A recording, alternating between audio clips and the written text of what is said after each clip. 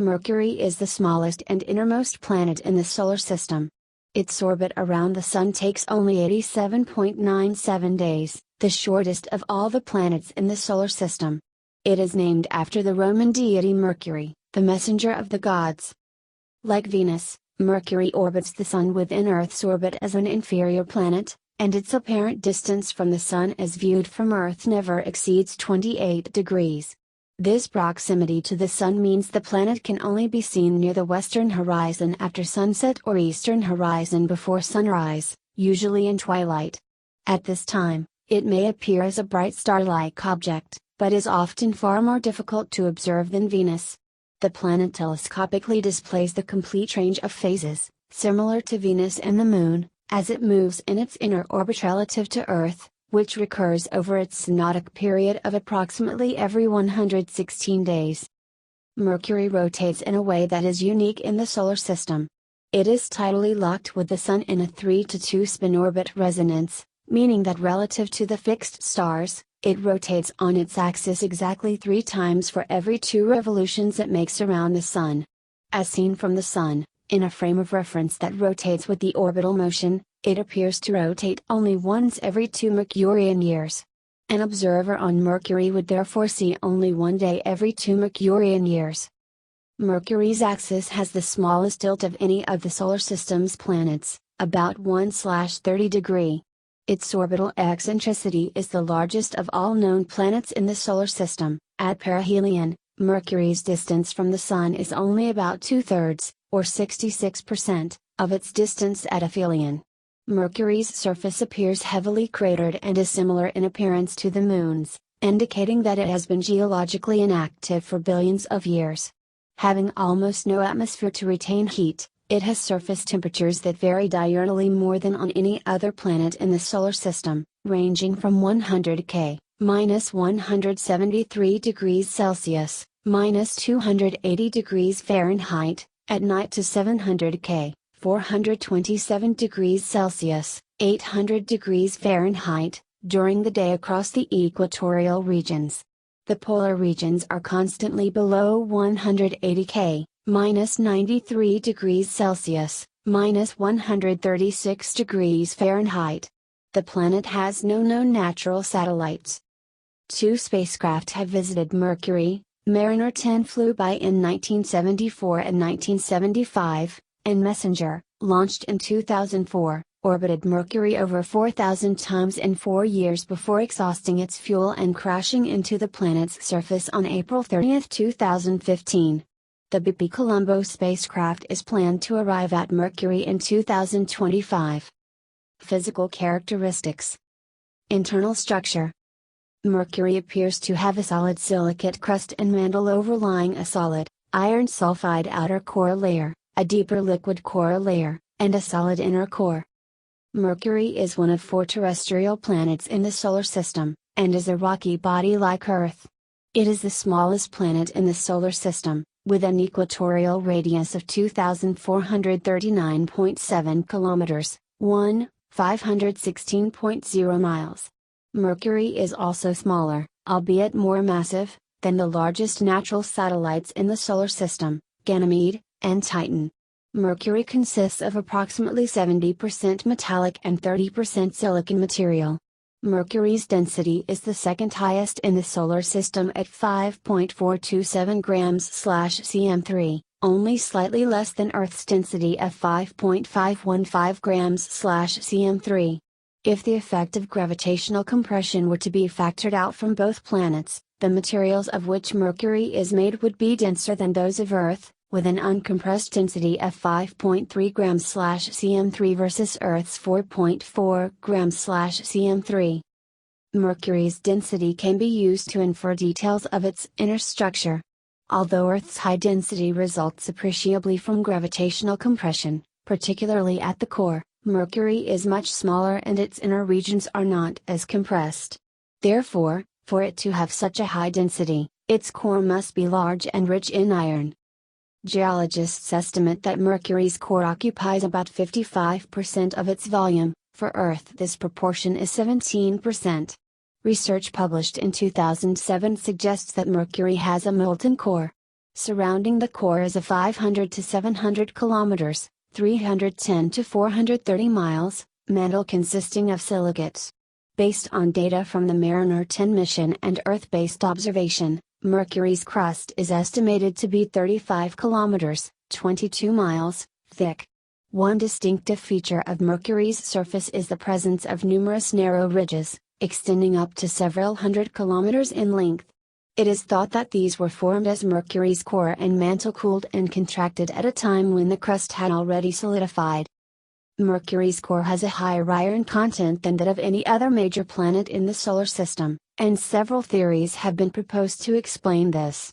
The most widely accepted theory is that Mercury originally had a metal-silicate ratio similar to common chondrite meteorites, thought to be typical of the solar system's rocky matter, and a mass approximately 2.25 times its current mass. Early in the solar system's history, Mercury may have been struck by a planetesimal of approximately 1/6 that mass and several thousand kilometers across. The impact would have stripped away much of the original crust and mantle, leaving the core behind as a relatively major component. A similar process, known as the giant impact hypothesis, has been proposed to explain the formation of the Moon. Alternatively, Mercury may have formed from the solar nebula before the Sun's energy output had stabilized. It would initially have had twice its present mass, but as the protosun contracted, temperatures near Mercury could have been between 2,500 and 3,500 K and possibly even as high as 10,000 K. Much of Mercury's surface rock could have been vaporized at such temperatures, forming an atmosphere of rock vapor that could have been carried away by the solar wind. A third hypothesis proposes that the solar nebula caused drag on the particles from which Mercury was accreting, which meant that lighter particles were lost from the accreting material and not gathered by Mercury. Each hypothesis predicts a different surface composition, and there are two space missions set to make observations. Messenger, which ended in 2015, found higher than expected potassium and sulfur levels on the surface, suggesting that the giant impact hypothesis and vaporization of the crust and mantle did not occur because potassium and sulfur would have been driven off by the extreme heat of these events. Bepi Colombo, which will arrive at Mercury in 2025, will make observations to test these hypotheses. The findings so far would seem to favor the third hypothesis, however, further analysis of the data is needed. Surface geology. Mercury's surface is similar in appearance to that of the Moon, showing extensive mirror-like plains and heavy cratering, indicating that it has been geologically inactive for billions of years. Because knowledge of Mercury's geology had been based only on the 1975 Mariner 10 flyby and terrestrial observations, it is the least understood of the terrestrial planets. As data from Messenger orbiter are processed, this knowledge will increase. For example, an unusual crater with radiating troughs has been discovered that scientists called the Spider. It was later named Apollodorus. Albedo features are areas of markedly different reflectivity, as seen by telescopic observation. Mercury has dorsa, also called wrinkle ridges, moon-like highlands, montes, mountains, planetae, plains, roops, escarpments, and vales, valleys. Names for features on Mercury come from a variety of sources. Names coming from people are limited to the deceased. Craters are named for artists, musicians, painters, and authors who have made outstanding or fundamental contributions to their field. Ridges, or dorsa, are named for scientists who have contributed to the study of Mercury. Depressions or fossae are named for works of architecture. Montes are named for the word hot in a variety of languages. Plains or planetae are named for Mercury in various languages. Escarpments or roops are named for ships of scientific expeditions. Valleys or vales are named for abandoned cities, towns, or settlements of antiquity. Mercury was heavily bombarded by comets and asteroids during and shortly following its formation 4.6 billion years ago, as well as during a possibly separate subsequent episode called the Late Heavy Bombardment that ended 3.8 billion years ago. During this period of intense crater formation, Mercury received impacts over its entire surface, facilitated by the lack of any atmosphere to slow impactors down. During this time Mercury was volcanically active, Basins such as the Caloris Basin were filled by magma, producing smooth plains similar to the Maria found on the Moon. Data from the October 2008 flyby of Messenger gave researchers a greater appreciation for the jumbled nature of Mercury's surface. Mercury's surface is more heterogeneous than either Mars's or the Moon's, both of which contain significant stretches of similar geology, such as Maria and plateaus. Impact basins and craters. Craters on Mercury range in diameter from small bowl-shaped cavities to multi-ringed impact basins hundreds of kilometers across. They appear in all states of degradation, from relatively fresh rayed craters to highly degraded crater remnants. Mercurian craters differ subtly from lunar craters in that the area blanketed by the ejecta is much smaller, a consequence of Mercury's stronger surface gravity. According to IAL rules, each new crater must be named after an artist that was famous for more than 50 years, and dead for more than 3 years, before the date the crater is named.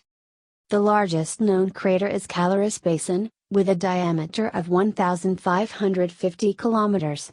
The impact that created the Caloris Basin was so powerful that it caused lava eruptions and left a concentric ring over 2 kilometers tall surrounding the impact crater. At the antipode of the Caloris Basin is a large region of unusual, hilly terrain known as the Weird Terrain. One hypothesis for its origin is that shock waves generated during the Caloris impact traveled around Mercury, converging at the basin's antipode, 180 degrees away. The resulting high stresses fractured the surface. Alternatively, it has been suggested that this terrain formed as a result of the convergence of ejecta at this basin's antipode. Overall, about 15 impact basins have been identified on the imaged part of Mercury. A notable basin is the 400 km wide, multi-ring Tilstage basin that has an ejecta blanket extending up to 500 km from its rim and a floor that has been filled by smooth plains materials. Beethoven Basin has a similar sized ejecta blanket and a 625 km diameter rim. Like the Moon, the surface of Mercury has likely incurred the effects of space weathering processes, including solar wind and micrometeorite impacts. Plains. There are 2 geologically distinct plains regions on Mercury. Gently rolling, hilly plains in the regions between craters are Mercury's oldest visible surfaces, predating the heavily cratered terrain. These intercrater plains appear to have obliterated many earlier craters, and show a general paucity of smaller craters below about 30 kilometers in diameter. Smooth plains are widespread flat areas that fill depressions of various sizes and bear a strong resemblance to the lunar Maria. Notably, they fill a wide ring surrounding the Caloris Basin. Unlike lunar Maria, the smooth plains of Mercury have the same albedo as the older intercrater plains. Despite a lack of unequivocally volcanic characteristics, the localization and rounded, lobate shape of these plains strongly support volcanic origins. All the smooth plains of Mercury formed significantly later than the Caloris Basin, as evidenced by appreciably smaller crater densities than on the Caloris ejecta blanket. The floor of the Caloris Basin is filled by a geologically distinct flat plain, broken up by ridges and fractures in a roughly polygonal pattern. It is not clear whether they are volcanic lavas induced by the impact, or a large sheet of impact melt. Compressional features. One unusual feature of Mercury's surface is the numerous compression folds, or oops, that crisscross the plains. As Mercury's interior cooled, it contracted and its surface began to deform, creating wrinkle ridges and lobate scarps associated with thrust faults. The scarps can reach lengths of 1,000 kilometers and heights of 3 kilometers. These compressional features can be seen on top of other features, such as craters and smooth plains, indicating they are more recent. Mapping of the features has suggested a total shrinkage of Mercury's radius in the range of 1 to 7 kilometers. Small-scale thrust fault scarps have been found, tens of meters in height and with lengths in the range of a few km, that appear to be less than 50 million years old, indicating that compression of the interior and consequent surface geological activity continued to the present. The Lunar Reconnaissance Orbiter discovered that similar small thrust faults exist on the Moon. Volcanology. Images obtained by Messenger have revealed evidence for pyroclastic flows on Mercury from low-profile shield volcanoes. Messenger data has helped identify 51 pyroclastic deposits on the surface, where 90% of them are found within impact craters. A study of the degradation state of the impact craters that host pyroclastic deposits suggests that pyroclastic activity occurred on Mercury over a prolonged interval. A rimless depression inside the southwest rim of the Caloris Basin consists of at least 9 overlapping volcanic vents, each individually up to 8 kilometers in diameter. It is thus a compound volcano. The vent floors are at least 1 kilometer below their brinks, and they bear a closer resemblance to volcanic craters sculpted by explosive eruptions or modified by collapse into void spaces created by magma withdrawal back down into a conduit. Scientists could not quantify the age of the volcanic complex system, but reported that it could be of the order of 1 billion years. Surface conditions and exosphere. The surface temperature of Mercury ranges from 100 to 700 K, minus 173 to 427 degrees Celsius, minus 280 to 800 degrees Fahrenheit, at the most extreme places, 0 degrees N, 0 degrees W, or 180 degrees W. It never rises above 180 K at the poles, due to the absence of an atmosphere and a steep temperature gradient between the equator and the poles. The subsolar point reaches about 700 K during perihelion, 0 degrees W or 180 degrees W, but only 550 K at aphelion, 90 degrees or 270 degrees W. On the dark side of the planet, temperatures average 110 K. The intensity of sunlight on Mercury's surface ranges between 4.59 and 10.61 times the solar constant, 1370 W middle. M-2. Although the daylight temperature at the surface of Mercury is generally extremely high, observations strongly suggest that ice, frozen water, exists on Mercury. The floors of deep craters at the poles are never exposed to direct sunlight, and temperatures there remain below 102 K, far lower than the global average. Water ice strongly reflects radar, and observations by the 70-meter Goldstone Solar System radar and the VLA in the early 1990s revealed that there are patches of high radar reflection near the poles. Although ice was not the only possible cause of these reflective regions, astronomers think it was the most likely. The icy regions are estimated to contain about 1014 to 1015 kg of ice, and may be covered by a layer of regolith that inhibits sublimation. By comparison, the Antarctic ice sheet on Earth has a mass of about 4 times 1018 kilograms, and Mars's south polar cap contains about 1016 kilograms of water. The origin of the ice on Mercury is not yet known, but the two most likely sources are from outgassing of water from the planet's interior or deposition by impacts of comets. Mercury is too small and hot for its gravity to retain any significant atmosphere over long periods of time. It does have a tenuous surface-bounded exosphere containing hydrogen, helium, oxygen, sodium, calcium, potassium and others at a surface pressure of less than approximately 0.5 nPa, 0.005 picobars. This exosphere is not stable. Atoms are continuously lost and replenished from a variety of sources.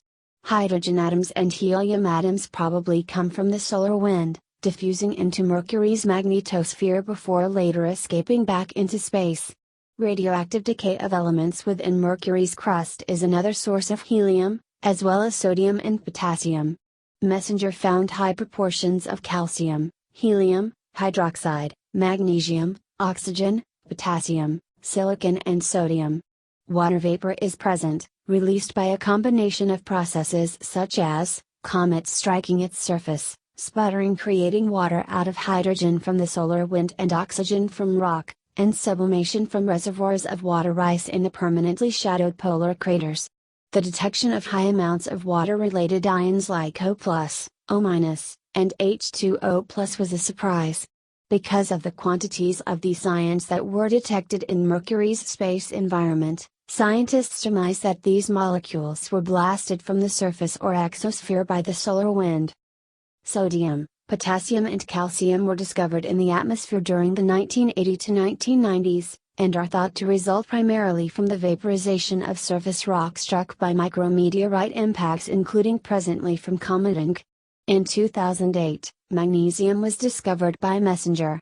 Studies indicate that, at times, sodium emissions are localized at points that correspond to the planet's magnetic poles. This would indicate an interaction between the magnetosphere and the planet's surface. On November 29, 2012, NASA confirmed that images from MESSENGER had detected that craters at the North Pole contained water ice. MESSENGER's principal investigator Sean Solomon is quoted in the New York Times estimating the volume of the ice to be large enough to encase Washington, D.C., in a frozen block 2.5 miles deep. Magnetic field and magnetosphere. Despite its small size and slow 59-day-long rotation, Mercury has a significant, and apparently global, magnetic field. According to measurements taken by Mariner 10, it is about 1.1% the strength of Earth's. The magnetic field strength at Mercury's equator is about 300 Nt. Like that of Earth, Mercury's magnetic field is dipolar.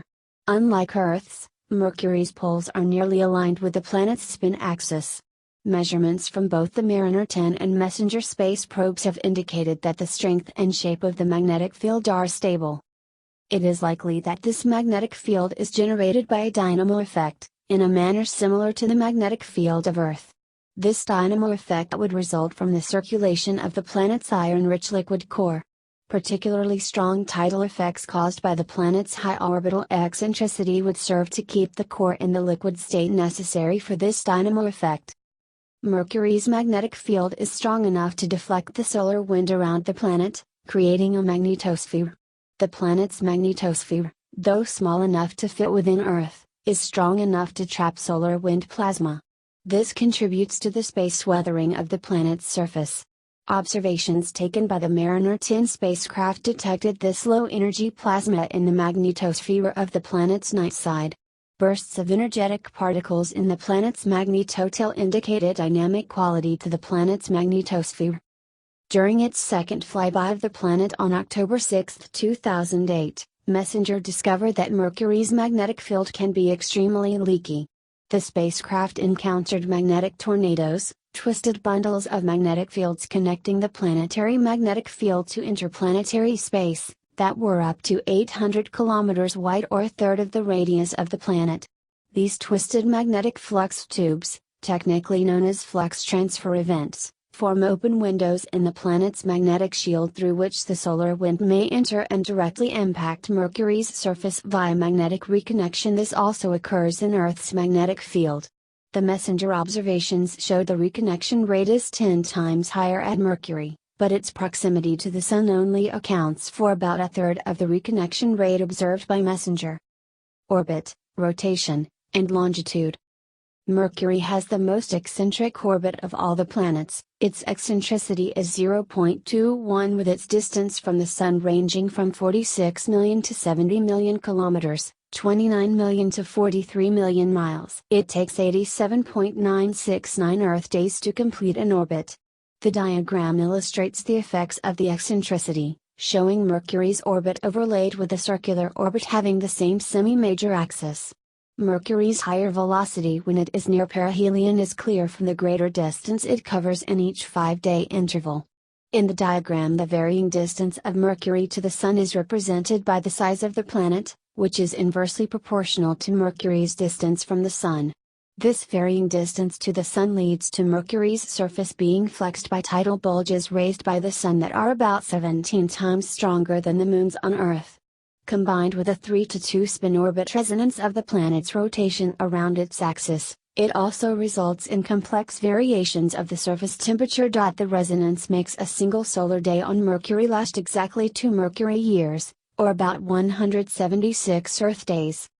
Mercury's orbit is inclined by 7 degrees to the plane of Earth's orbit, the ecliptic, as shown in the diagram on the right. As a result, transits of Mercury across the face of the Sun can only occur when the planet is crossing the plane of the ecliptic at the time it lies between Earth and the Sun. This occurs about every 7 years on average. Mercury's axial tilt is almost zero, with the best measured value as low as 0.027 degrees. This is significantly smaller than that of Jupiter, which has the second smallest axial tilt of all planets at 3.1 degrees. This means that to an observer at Mercury's poles, the center of the Sun never rises more than 2.1 arcminutes above the horizon. At certain points on Mercury's surface, an observer would be able to see the Sun peak up about halfway over the horizon, then reverse and set before rising again, all within the same Mercurian day. This is because approximately 4 Earth days before perihelion, Mercury's angular orbital velocity equals its angular rotational velocity so that the Sun's apparent motion ceases. Closer to perihelion, Mercury's angular orbital velocity then exceeds the angular rotational velocity. Thus, to a hypothetical observer on Mercury, the Sun appears to move in a retrograde direction. 4 Earth days after perihelion, the Sun's normal apparent motion resumes. A similar effect would have occurred if Mercury had been in synchronous rotation. The alternating gain and loss of rotation over revolution would have caused a libration of 23.65 degrees in longitude. For the same reason, there are 2 points on Mercury's equator, 180 degrees apart in longitude, at either of which, around perihelion in alternate Mercurian years, once a Mercurian day, the Sun passes overhead, then reverses its apparent motion and passes overhead again, then reverses a second time and passes overhead a third time, taking a total of about 16 Earth days for this entire process.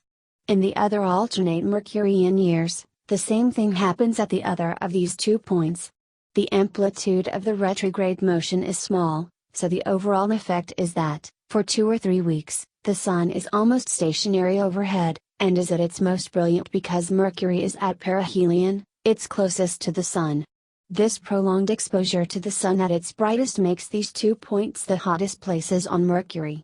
Maximum temperature occurs when the Sun is at an angle of about 25 degrees past noon due to diurnal temperature lag, at 0.4 Mercury days and 0.8 Mercury years past sunrise. Conversely, there are 2 other points on the equator, 90 degrees of longitude apart from the first ones, where the Sun passes overhead only when the planet is at aphelion in alternate years, when the apparent motion of the Sun and Mercury's sky is relatively rapid. These points, which are the ones on the equator where the apparent retrograde motion of the Sun happens when it is crossing the horizon as described in the preceding paragraph, receive much less solar heat than the first ones described above. Mercury attains inferior conjunction, nearest approach to Earth, every 116 Earth days on average, but this interval can range from 105 days to 129 days due to the planet's eccentric orbit. Mercury can come as near as 82.2 gigameters, 0.549 astronomical units, 51.1 million miles, to Earth, and that is slowly declining. The next approach to within 82.1 gm, 51.0 million miles, is in 2679, and to within 82.0 gm, 51.0 million miles, in 4487, but it will not be closer to Earth than 80 gm, 50 million miles, until 28,622. Its period of retrograde motion as seen from Earth can vary from 8 to 15 days on either side of inferior conjunction. This large range arises from the planet's high orbital eccentricity. On average, Mercury is the closest planet to the Earth, and it is the closest planet to each of the other planets in the Solar System. Longitude convention. The longitude convention for Mercury puts the zero of longitude at one of the 2 hottest points on the surface, as described above. However, when this area was first visited, by Mariner 10, this zero meridian was in darkness, so it was impossible to select a feature on the surface to define the exact position of the meridian. Therefore, a small crater further west was chosen, called Hunt-Gall, which provides the exact reference point for measuring longitude. The center of Hunt-Gall defines the 20 degrees west meridian. A 1970 International Astronomical Union resolution suggests that longitudes be measured positively in the westerly direction on Mercury. The 2 hottest places on the equator are therefore at longitudes 0 degrees W and 180 degrees W, and the coolest points on the equator are at longitudes 90 degrees W and 270 degrees W. However, the MESSENGER project uses an east-positive convention. Spin-orbit resonance. For many years it was thought that Mercury was synchronously tidally locked with the Sun, rotating once for each orbit and always keeping the same face directed towards the Sun, in the same way that the same side of the Moon always faces Earth. Radar observations in 1965 proved that the planet has a 3-to-2 spin-orbit resonance, rotating 3 times for every 2 revolutions around the Sun. The eccentricity of Mercury's orbit makes this resonance stable. At perihelion, when the solar tide is strongest, the Sun is nearly still in Mercury's sky.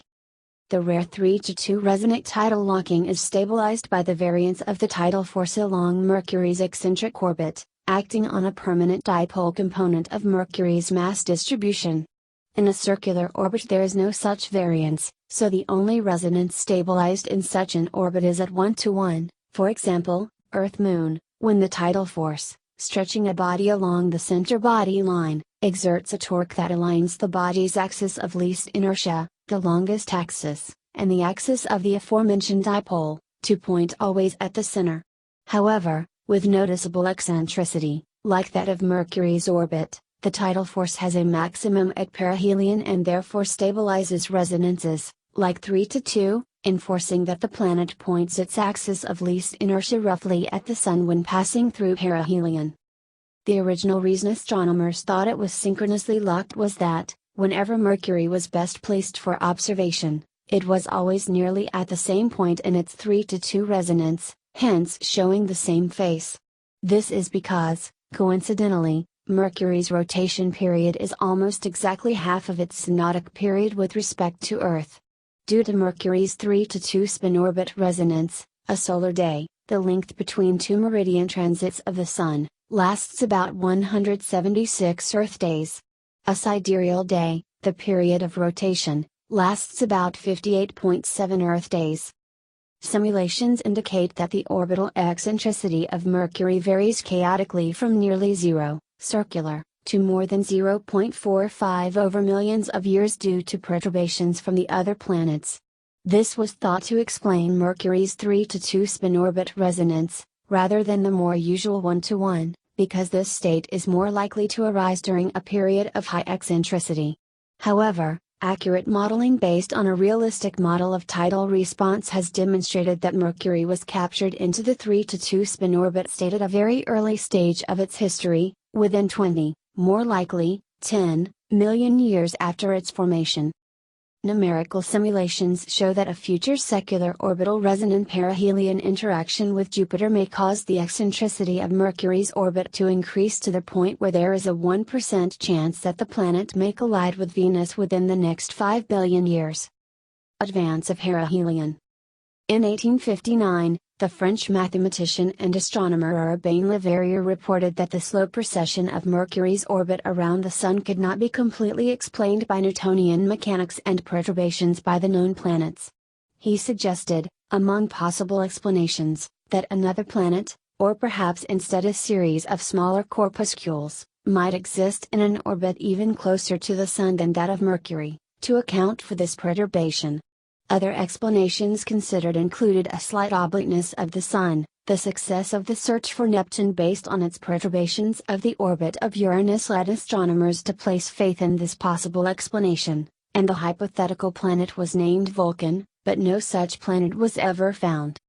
The perihelion precession of Mercury is 5,600 arcseconds, 1.5556 degrees, per century relative to Earth, or 574.10 plus minus 0.65 arcseconds per century relative to the inertial ICRF. Newtonian mechanics, taking into account all the effects from the other planets, predicts a precession of 5,557 arcseconds, 1.5436 degrees, per century. In the early 20th century, Albert Einstein's general theory of relativity provided the explanation for the observed precession, by formalizing gravitation as being mediated by the curvature of space-time.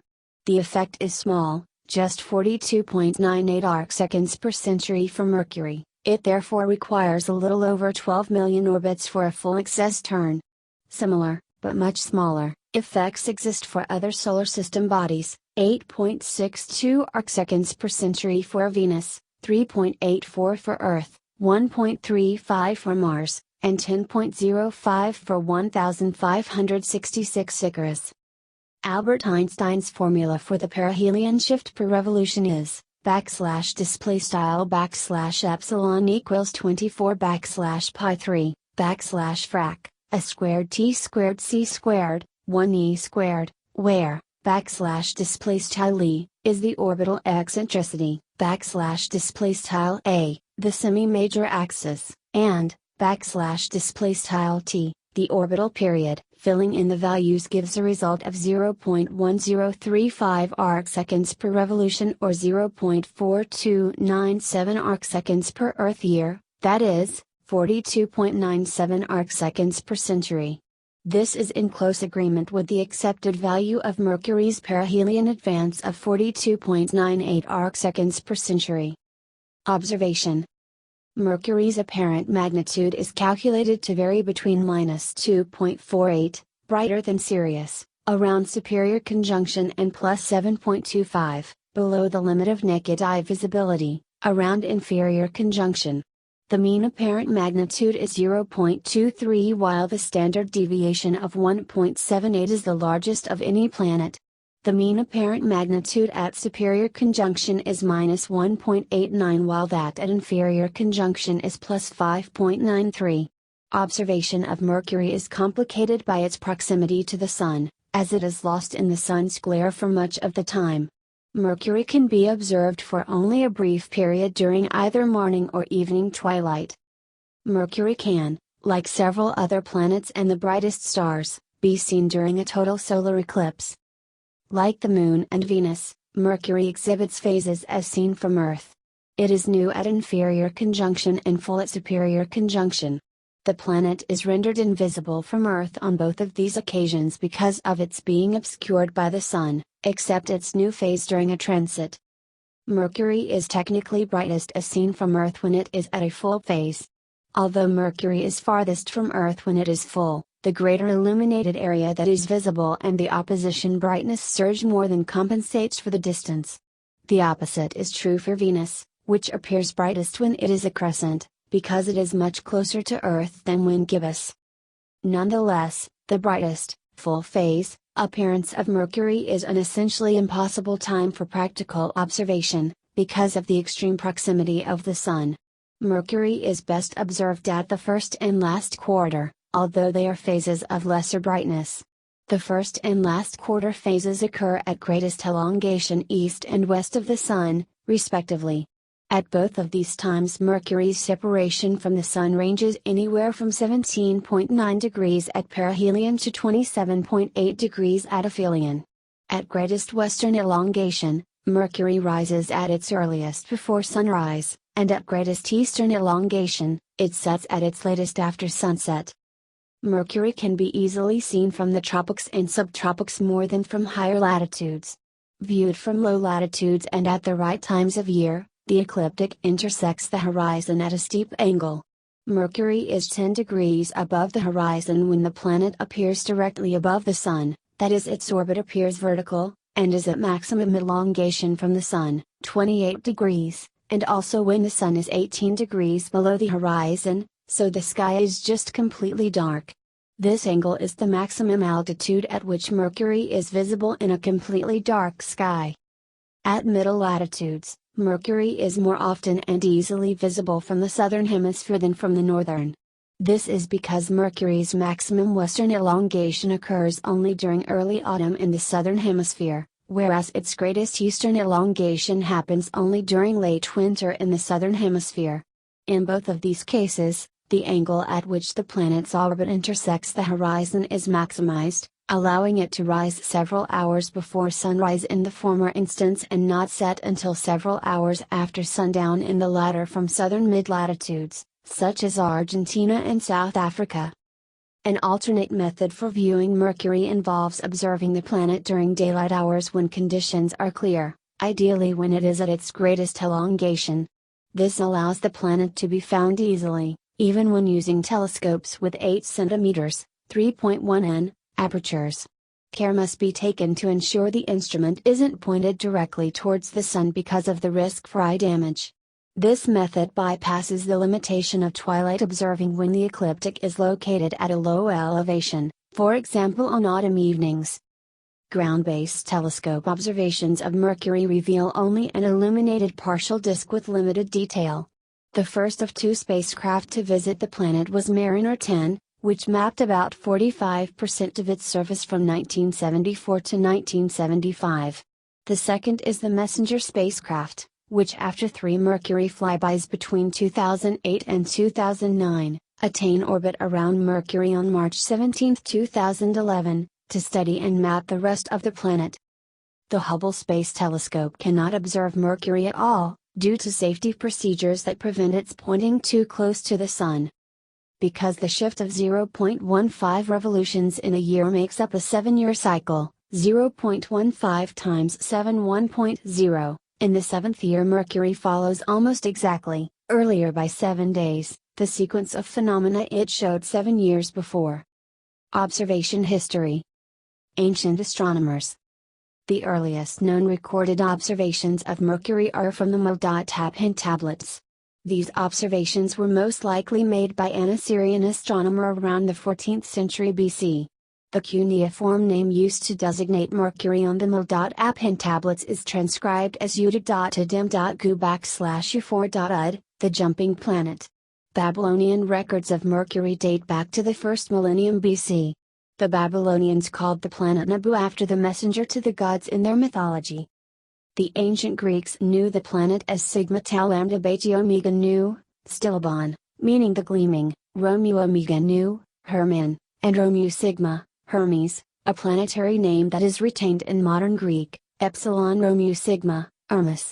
The Romans named the planet after the swift-footed Roman messenger god, Mercury, Latin Mercurius, which they equated with the Greek Hermes, because it moves across the sky faster than any other planet. The astronomical symbol for Mercury is a stylized version of Hermes Caduceus. The Greco-Egyptian astronomer Ptolemy wrote about the possibility of planetary transits across the face of the Sun in his work Planetary Hypotheses. He suggested that no transits had been observed either because planets such as Mercury were too small to see, or because the transits were too infrequent. In ancient China, Mercury was known as the hour star, Qin. It was associated with the direction north and the phase of water in the 5 phases system of metaphysics. Modern Chinese, Korean, Japanese and Vietnamese cultures refer to the planet literally as the water star, based on the 5 elements. Hindu mythology used the name Buddha for Mercury, and this god was thought to preside over Wednesday. The god Odin, or Woden, of Germanic paganism was associated with the planet Mercury and Wednesday. The Maya may have represented Mercury as an owl, or possibly 4 owls, 2 for the morning aspect and 2 for the evening, that served as a messenger to the underworld. In medieval Islamic astronomy, the Andalusian astronomer Abu Ishaq Ibrahim al-Zarghali in the 11th century described the deferent of Mercury's geocentric orbit as being oval, like an egg or a pinon, although this insight did not influence his astronomical theory or his astronomical calculations. In the 12th century, Ibn Bajjah observed 2 planets as black spots on the face of the Sun, which was later suggested as the transit of Mercury and or Venus by the Maragha astronomer Qutb-al-Din Shirazi in the 13th century. Note that most such medieval reports of transits were later taken as observations of sunspots. In India, the Kerala school astronomer Nilakantha Somyaji in the 15th century developed a partially heliocentric planetary model in which Mercury orbits the Sun, which in turn orbits Earth, similar to the Tychonic system later proposed by Tycho Brahe in the late 16th century. Ground-based telescopic research. The first telescopic observations of Mercury were made by Galileo in the early 17th century. Although he observed phases when he looked at Venus, his telescope was not powerful enough to see the phases of Mercury. In 1631, Pierre Gassendi made the first telescopic observations of the transit of a planet across the Sun when he saw a transit of Mercury predicted by Johannes Kepler. In 1639, Giovanni Zuppi used a telescope to discover that the planet had orbital phases similar to Venus and the Moon. The observation demonstrated conclusively that Mercury orbited around the Sun. A rare event in astronomy is the passage of one planet in front of another, occultation, as seen from Earth. Mercury and Venus occult each other every few centuries, and the event of May 28, 1737 is the only one historically observed, having been seen by John Bevis at the Royal Greenwich Observatory. The next occultation of Mercury by Venus will be on December 3, 2133. The difficulties inherent in observing Mercury mean that it has been far less studied than the other planets. In 1800, Johann Schroeder made observations of surface features, claiming to have observed 20-kilometer-high, 12 miles, mountains. Friedrich Bessel used Schroeder's drawings to erroneously estimate the rotation period as 24 hours and an axial tilt of 70 degrees. In the 1880s, Giovanni Schiaparelli mapped the planet more accurately, and suggested that Mercury's rotational period was 88 days, the same as its orbital period due to tidal logging. This phenomenon is known as synchronous rotation. The effort to map the surface of Mercury was continued by Eugenius Antoniadi, who published a book in 1934 that included both maps and his own observations. Many of the planet's surface features, particularly the albedo features, take their names from Antoniadi's map. In June 1962, Soviet scientists at the Institute of Radio Engineering and Electronics of the USSR Academy of Sciences, led by Vladimir Kotelnikov, became the first to bounce a radar signal off Mercury and receive it, starting radar observations of the planet. 3 years later, radar observations by Americans Gordon Pettingill and R. Dice, using the 300-meter Arecibo Observatory radio telescope in Puerto Rico, showed conclusively that the planet's rotational period was about 59 days. The theory that Mercury's rotation was synchronous had become widely held, and it was a surprise to astronomers when these radio observations were announced. If Mercury were tidally locked, its dark face would be extremely cold, but measurements of radio emission revealed that it was much hotter than expected. Astronomers were reluctant to drop the synchronous rotation theory and proposed alternative mechanisms such as powerful heat-distributing winds to explain the observations. Italian astronomer Giuseppe Colombo noted that the rotation value was about 2/3 of Mercury's orbital period, and proposed that the planet's orbital and rotational periods were locked into a 3:2 rather than a 1:1 resonance. Data from Mariner 10 subsequently confirmed this view. This means that Schiaparelli's and Antoniadi's maps were not wrong. Instead, the astronomers saw the same features during every second orbit and recorded them, but disregarded those seen in the meantime, when Mercury's other face was toward the Sun, because the orbital geometry meant that these observations were made under poor viewing conditions. Ground-based optical observations did not shed much further light on Mercury, but radio astronomers using interferometry at microwave wavelengths, a technique that enables removal of the solar radiation, were able to discern physical and chemical characteristics of the subsurface layers to a depth of several meters. Not until the first space probe flew past Mercury did many of its most fundamental morphological properties become known. Moreover, recent technological advances have led to improved ground-based observations. In 2000, high-resolution Lucky imaging observations were conducted by the Mount Wilson Observatory 1.5-meter Hale telescope. They provided the first views that resolved surface features on the parts of Mercury that were not imaged in the Mariner 10 mission. Most of the planet has been mapped by the Arecibo radar telescope, with 5 kilometers, 3.1 miles, resolution, including polar deposits in shadowed craters of what may be water ice. Research with space probes. Reaching Mercury from Earth poses significant technical challenges, because it orbits so much closer to the Sun than Earth. A Mercury-bound spacecraft launched from Earth must travel over 91 million kilometers, 57 million miles, into the Sun's gravitational potential well. Mercury has an orbital speed of 48 kilometers per second, 30 miles per second, whereas Earth's orbital speed is 30 kilometers per second, 19 miles per second. Therefore, the spacecraft must make a large change in velocity, delta V, to enter a home and transfer orbit that passes near Mercury, as compared to the delta V required for other planetary missions. The potential energy liberated by moving down the Sun's potential well becomes kinetic energy, requiring another large delta V change to do anything other than rapidly pass by Mercury. To land safely or enter a stable orbit, the spacecraft would rely entirely on rocket motors. Aerobraking is ruled out because Mercury has a negligible atmosphere. A trip to Mercury requires more rocket fuel than that required to escape the solar system completely. As a result, only 2 space probes have visited it so far.